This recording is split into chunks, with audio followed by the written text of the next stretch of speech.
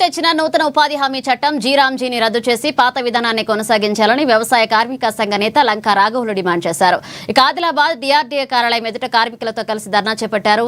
పథకానికి 100% నిధులు కేటాయించాలని కోరారు. రోజువారీ కూలీ 600 చెల్లించి ఏడాదికి 200 రోజుల పని దినాలు కల్పించాలన్నారు. పని ప్రదేశాల్లో ఉపాధి కూలీలకు కనీస మౌలిక వసతులు కల్పించాలని డిమాండ్ చేశారు.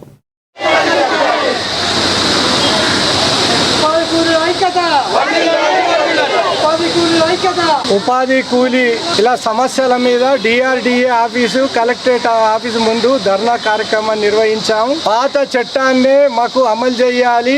2005 పాత చట్టాన్ని ఇప్పుడు కొత్త చట్టం ఏదైతే పథకం తీసుకొచ్చిండో 2026ని దాన్ని రద్దు చేయాలా. ఎందుకంటే మోడీ తెచ్చినటువంటి ఈ కొత్త పథకం వల్ల ఉపాధి కూలీలకు నష్టం ఉన్నది అనేటువంటిది దాన్ని రద్దు చేయాలి. అదే విధంగా ఇప్పుడు ఏదైతే ఉపాధి కూలీలకు 307 రూపాయల కూలీ ఇవ్వాలి రోజు, ఇట్లా 125 రోజుల అనేటువంటిది ఇవ్వాలి. అయితే 2 పూటల ఫోటో పద్ధతి అనేటువంటిది మోడీ ప్రభుత్వం పెట్టిన తర్వాత కూలీలకు చాలా ఇబ్బందులు అవుతున్నాయి. భారీ ఎండలు ఉన్నది. మధ్యాహ్నం 1 గంట 2 గంటల వరకు కూలీలు అక్కడనే పని ప్రదేశాలలో ఫోటోల కోసం అడి ఉండవలసినటువంటిది ఉన్నది.